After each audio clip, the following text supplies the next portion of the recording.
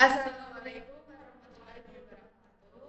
Kami dari kelompok materi 4, kelas IF23C akan membahas materi mengenai etika dalam pengambilan keputusan terkait penggunaan data pribadi.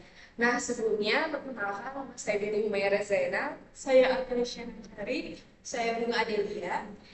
Baik, di sini kita langsung saja ke pembahasannya. Yang pertama itu akan dijelaskan oleh teman saya Alia Luciana.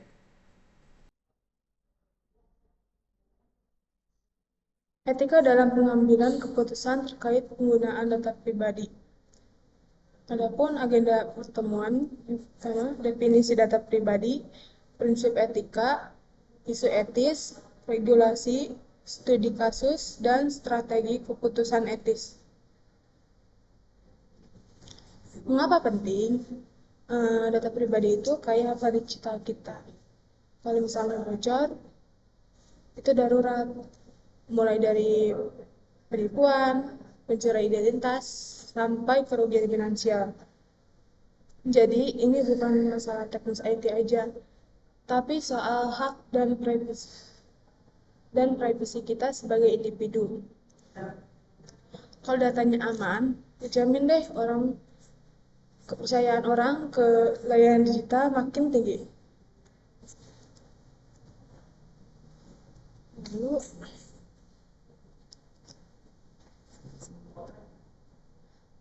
definisi data pribadi. Data pribadi. Data pribadi itu apa sih? Sederhananya, berinformasi itu bisa langsung cukup kita, bisa nama, alamat, nik, sidik jari, sampai data medis atau data transaksi. Kadang kelihatannya sepele, tapi kalau dikumpulin bisa jadi bahan profiling atau melacak aktivitas kita.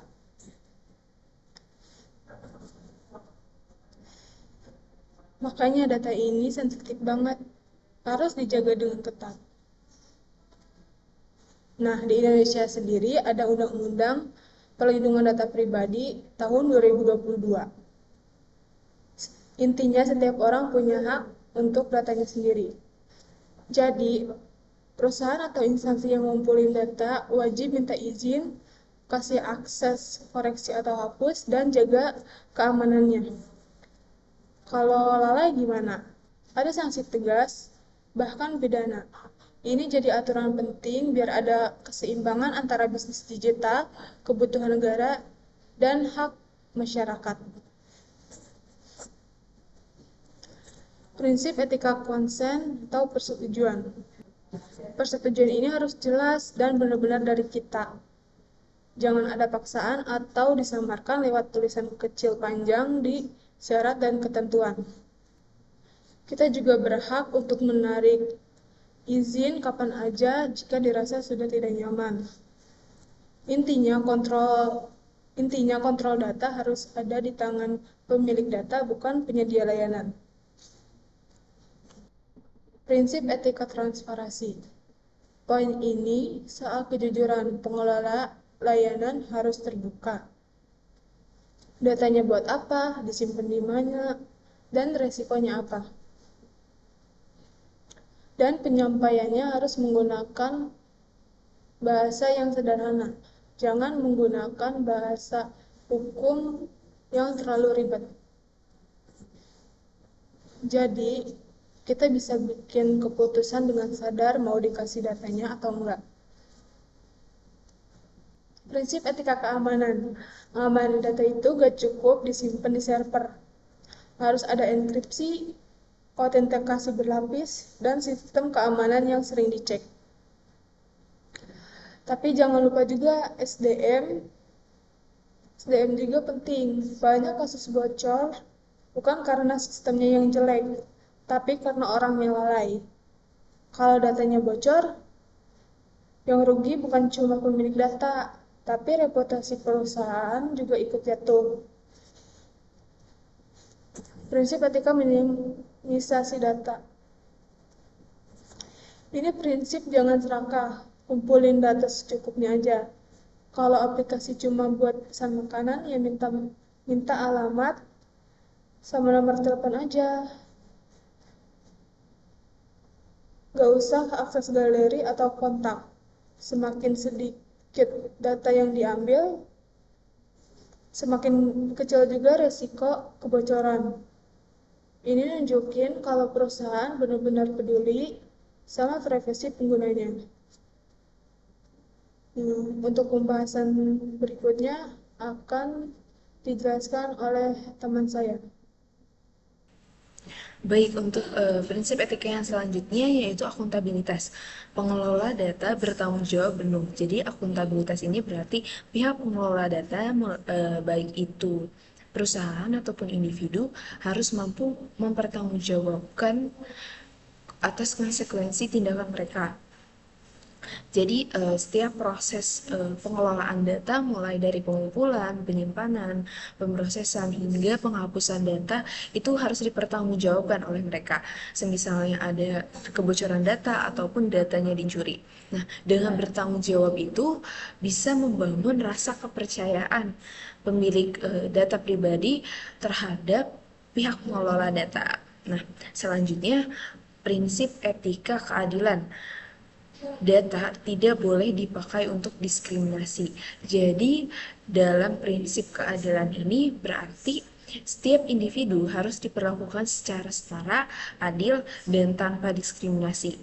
Dalam konteks penggunaan data, keadilan ini menuntut agar pengelolaan dan pemanfaatan data tidak merugikan atau membeda-bedakan individu atau kelompok lain. Dalam pengambilan keputusan yang etis, pengelola data harus memastikan bahwa penggunaan data dilakukan secara adil, transparan, dan tanpa bias agar setiap orang itu mendapatkan hak dan perlakuan yang setara. Nah, selanjutnya ini merupakan ringkasan prinsip etika yang perlu diterapkan agar pengambilan keputusan dalam penggunaan data itu tidak salah. Oke, selanjutnya ini ada isu etis, beberapa isu etis yang akan dibahas dari penggunaan data pribadi. Nah, isu etis yang pertama yaitu penyalahgunaan data. Data dipakai iklan tanpa izin. Jadi, penyalahgunaan data terjadi ketika data pribadi seseorang itu digunakan tidak sesuai tujuan awalnya atau tanpa sepengetahuan dan persetujuan pemilik data.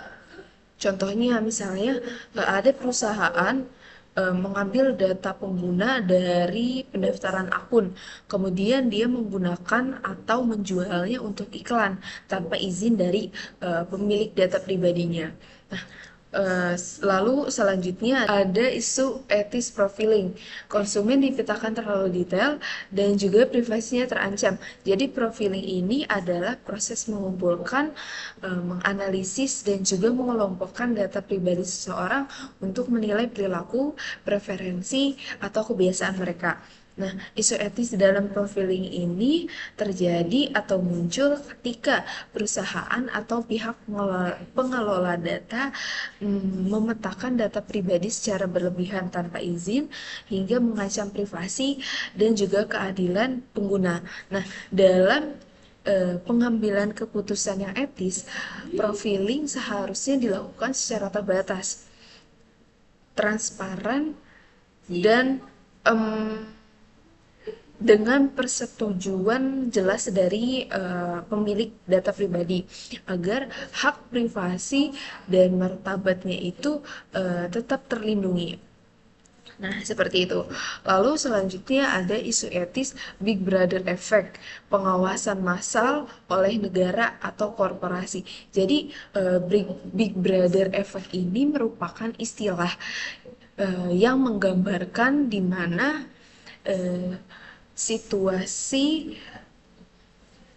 di mana pemerintah atau perusahaan melakukan pengawasan massal terhadap masyarakat melalui pengumpulan dan pemantauan data pribadi secara terus-menerus. Nah, istilah ini kalau nggak salah diambil di novel 1984 karya George Orwell, di mana Big Brother digambarkan sebagai simbol kekuasaan yang mengawasi setiap tindakan warga negara. Nah, Big Brother ini sudah melanggar privasi individu karena semua aktivitasnya itu dipantau, terus juga mengikis kebebasan berekspresi karena masyarakat itu selalu merasa diawasi.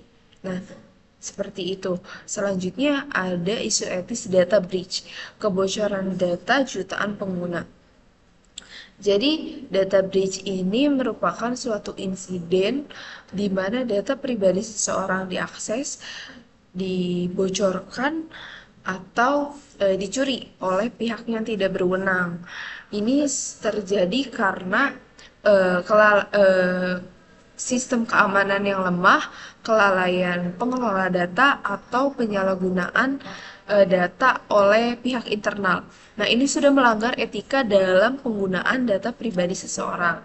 Selanjutnya, ada isu etis diskriminasi kredit atau asuransi bias berbasis data. Jadi, diskriminasi ini terjadi ketika data pribadi seseorang digunakan untuk membuat keputusan yang tidak adil atau bias.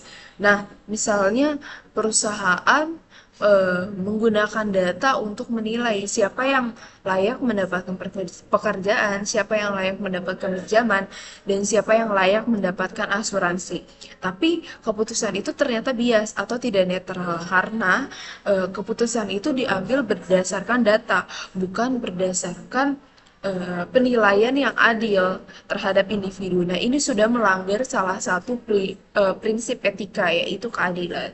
Nah, selanjutnya tadi itu merupakan 5 isu besar dalam penggunaan data pribadi yang harus kita ketahui, yang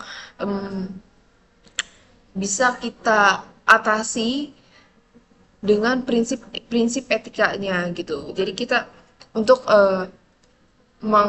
apa ya, eh, agar si isu etis itu tidak terjadi gitu, kita harus menerapkan si prinsip etikanya seperti itu. Nah, selanjutnya ada pembahasan mengenai kerangka regulasi yang akan dijelaskan oleh teman saya. Nah, di sini ada kerangka regulasi yang perlu kita ketahui, yaitu ada UU PDP Indonesia, GDPR Eropa, dan OECD Privacy Guidelines. Selanjutnya, di slide ini saya akan menjelaskan tentang GDPR atau singkatannya dari General Data Protection Regulation, yaitu aturan perlindungan data pribadi yang dibuat oleh Uni Eropa dan mulai berlaku sejak tahun 2018.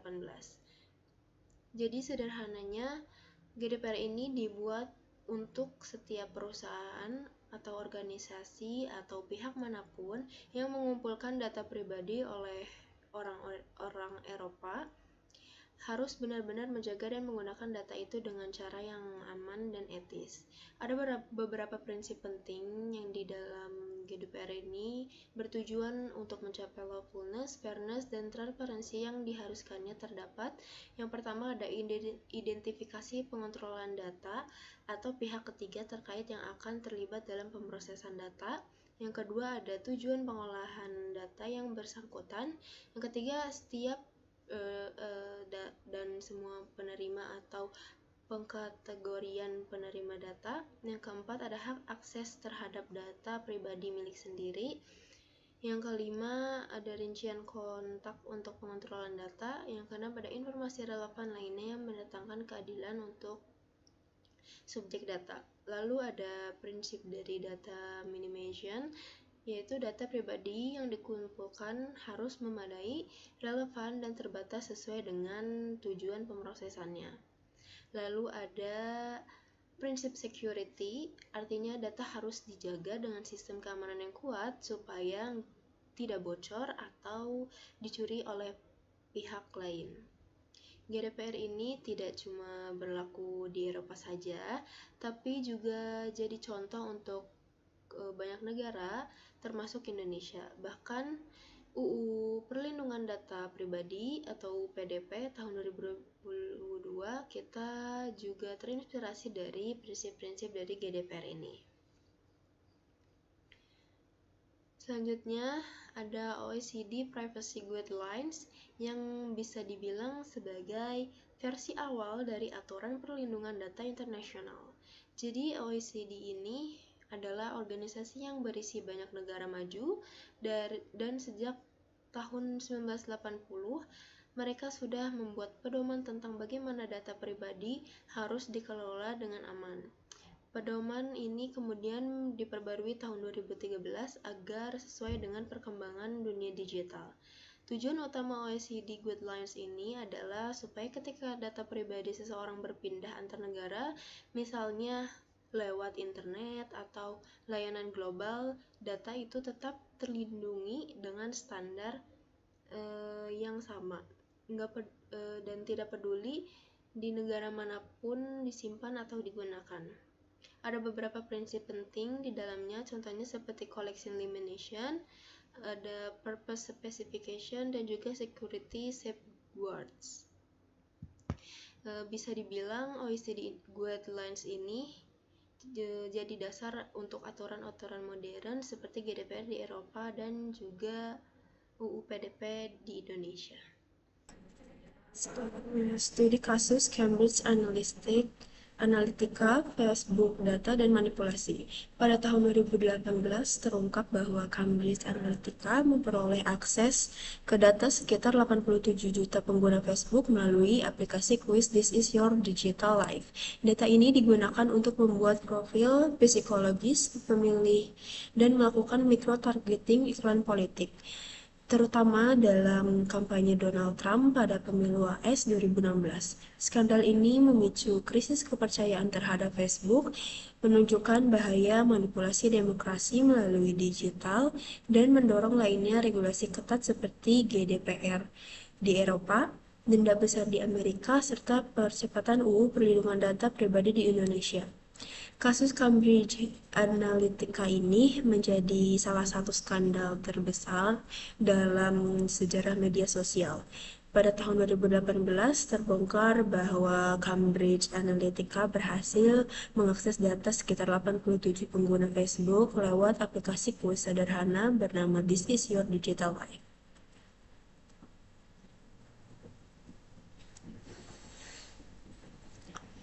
Selanjutnya ada studi kasus kebocoran KPU.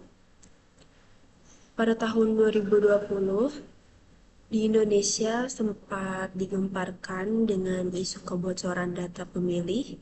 Sebuah forum peretas mengklaim memiliki data dari daftar pemilih tetap pemilu 2014. Jumlahnya bervariasi melalui dari 2,3 juta data hingga klaim yang lebih besar yaitu sekitar 200 juta data warga Indonesia.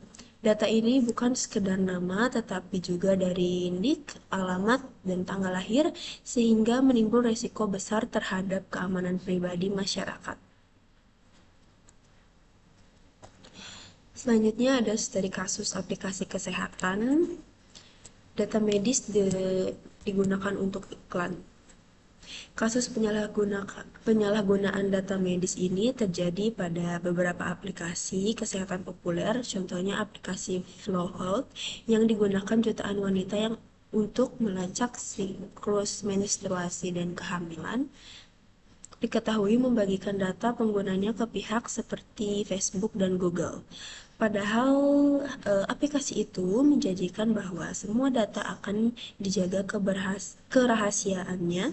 Selain itu, aplikasi GoodRx yang menyediakan layanan pembelian obat dan konsultasi daring juga pernah didenda oleh lembaga FTC di Amerika Serikat karena membagikan data medis pengguna kepada perusahaan iklan tanpa izin.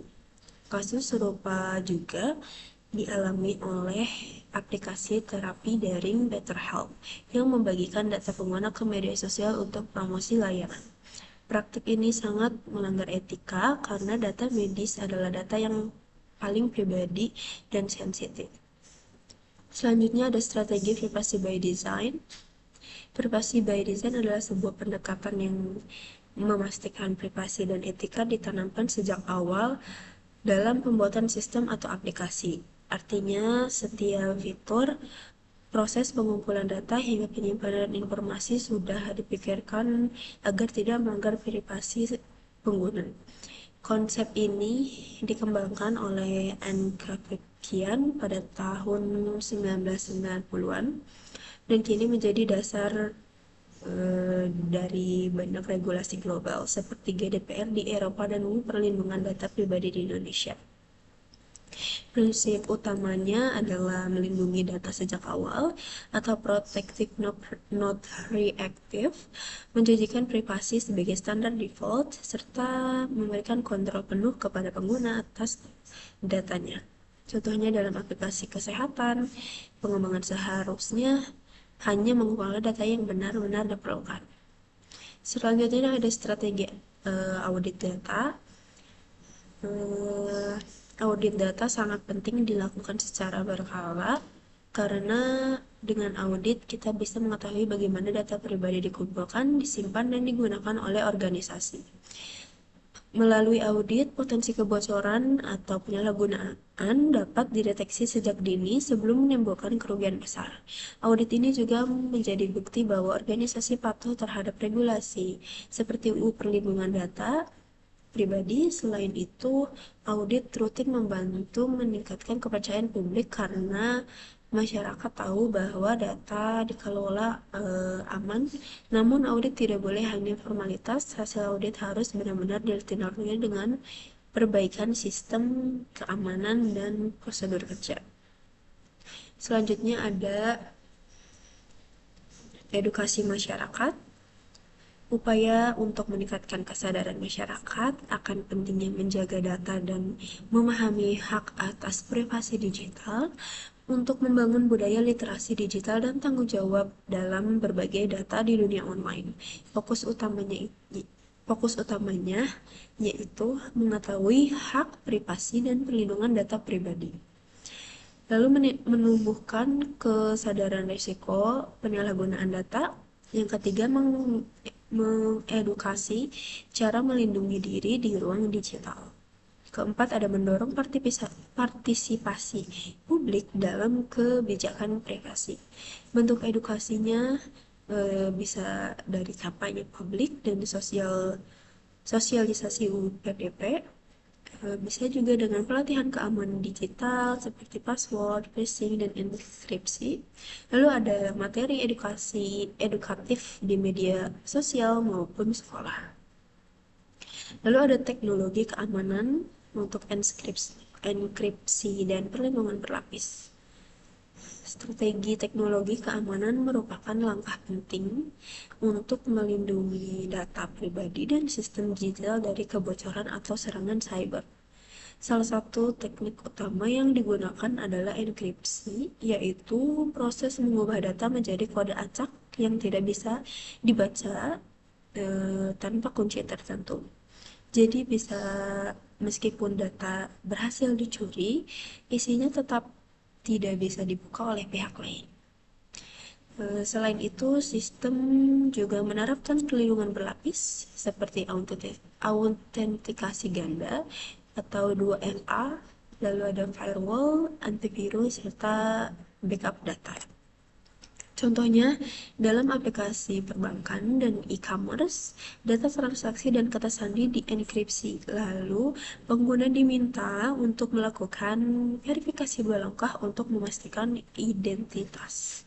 Dengan teknologi keamanan yang kuat dan berlapis seperti ini, kebocoran data dapat diminimalkan dan kepercayaan pengguna terhadap sistem digital terjaga. Lalu ada strategi komite etika, libatkan etika dalam keputusan data. Komite etika data adalah tim khusus yang memastikan setiap keputusan terkait penggunaan data memperhatikan aspek moral, hukum, dan sosial.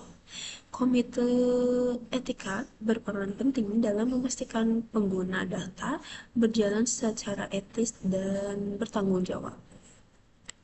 Peran komite etika yaitu meninjau kebijakan dan proyek yang melibatkan data sensitif, lalu mengidentifikasi potensi penyalahgunaan atau bias algoritma, lalu ada memberi rekomendasi etis sebelum data digunakan untuk penelitian atau bisnis, lalu ada menjaga transparansi dan akuntabilitas organisasi. Lalu di sini ada diskusi kritis apakah data boleh dijual atau hak untuk dilupakan.